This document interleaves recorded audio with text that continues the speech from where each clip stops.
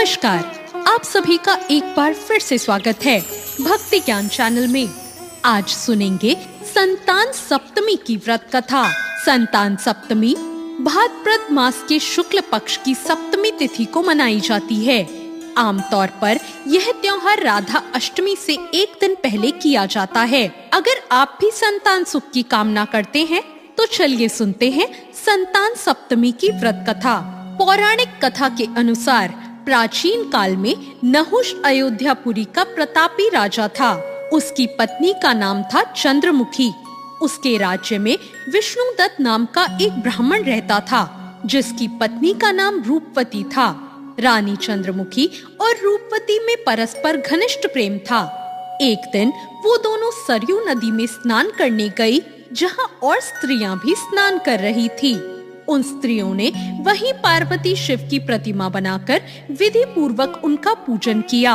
तब रानी चंद्रमुखी और रूपवती उन स्त्रियों से पूजन का नाम और विधि के बारे में पूछने लगी। एक स्त्री ने बताते हुए कहा कि ये संतान देने वाला व्रत है। इस व्रत के बारे में सुनकर रानी चंद्रमुखी और रूपवती ने भी इस व्रत को जीवन पर्यंत करने का संकल्प लिया। लेकिन घर पहुंचने पर वे दोनों अपने संकल्प को भूल गई, जिसके कारण मृत्यु के पश्चात रानी वानरी और ब्राह्मणी मुर्गी की योनि में पैदा हुई। कालांतर में दोनों पशु योनि छोड़कर पुनः मनुष्य योनि में आई। चंद्रमुखी मथुरा के यहाँ राजा पृथ्वीनाथ की रानी बनी और रूपवती ने फिर एक ब्राह्मण घर में जन्म लिया। इस जन्म में ईश्वरी नाम से रानी और भूषणा नाम से ब्राह्मणी जानी गई। राजपुरोहित अग्निमुखी के साथ भूषणा का विवाह हुआ और इस जन्म में भी उन दोनों की मित्रता बहुत घनिष्ठ हो गई। पूर्व जन्म में व्रत भूलने के कारण इस जन्म में भी रानी की कोई संतान नहीं हुई, जबकि व्रत को भूषणा ने अब याद रखा, जिसके कारण उसने सुंदर और स्वस्थ 8 पुत्रों को जन्म दिया। संतान नहीं होने से दुखी रानी ईश्वरी एक दिन भूषणा से मिलने गई। इस पर रानी के मन में भूषणा को लेकर ईर्ष्या पैदा हो गई और उसने उसके बालकों को मारने का निश्चय किया। रानी ने भूषणा को विदा करके उसके पुत्रों को भोजन के लिए बुलाया और उनके भोजन में विष मिला दिया, परंतु भूषणा के व्रत के प्रभाव से उनका बाल भी बांका ना हुआ। इससे रानी को बहुत अधिक क्रोध आया। उसने अपने नौकरों को आज्ञा दी कि भूषणा के पुत्रों को पूजा के बहाने यमुना के किनारे ले जाकर गहरे जल में धकेल दिया जाए, किंतु भगवान शिव और माता पार्वती की कृपा से इस बार भी भूषणा के बालक व्रत के प्रभाव से बच गए। और इसके बाद रानी ने जल्लादों को बुलाकर आज्ञा दी कि ब्राह्मण बालकों को वध स्थल पर ले जाकर मार डालो। लेकिन जल्लादों के बेहद प्रयास करने पर भी बालक मर ना सके।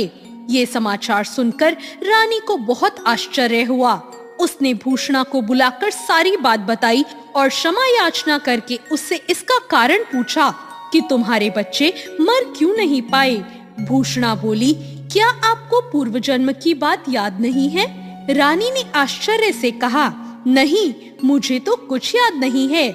तब उसने कहा, सुनो, पूर्व जन्म में तुम राजा नहुष की रानी थी और मैं तुम्हारी सखी थी। हम दोनों ने एक बार भगवान शिव का डोरा बांधकर संकल्प किया था कि जीवन पर्यंत संतान सप्तमी का व्रत करेंगी, किंतु दुर्भाग्यवश हम भूल गए और व्रत की अवहेलना होने के कारण हमने विभिन्न योनियों में जन्म लिया।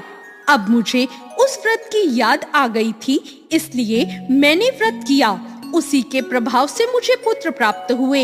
यह सब सुनकर रानी ईश्वरी ने भी विधि पूर्वक संतान सुख देने वाला यह मुक्ताभरण व्रत किया। तब व्रत के प्रभाव से रानी पुनः गर्भवती हुई और उसने एक सुंदर बालक को जन्म दिया। उसी समय से पुत्र प्राप्ति और संतान की रक्षा के लिए यह व्रत प्रचलित है। तो ये थी संतान सप्तमी की कथा। भाद्रपद मास के शुक्ल पक्ष की सप्तमी तिथि को संतान सप्तमी का ये व्रत किया जाता है। भविष्य पुराण में बताया गया है कि संतान सप्तमी भगवान सूर्य को भी समर्पित है। सप्तमी तिथि के दिन भगवान सूर्य की भी पूजा अर्चना की जाती है। संतान की कामना से जो लोग इस व्रत को करते हैं उनके लिए नियम है कि इस व्रत को दोपहर तक कर लें। भगवान शिव पार्वती की प्रतिमा के सामने चौकी पर रखकर उनकी पूजा करें। पूजा में नारियल, सुपारी और धूप दीप अर्पित करें। माताएं संतान की लंबी आयु और उनकी रक्षा की कामना करते हुए भगवान शिव को कलेवा लपेटें।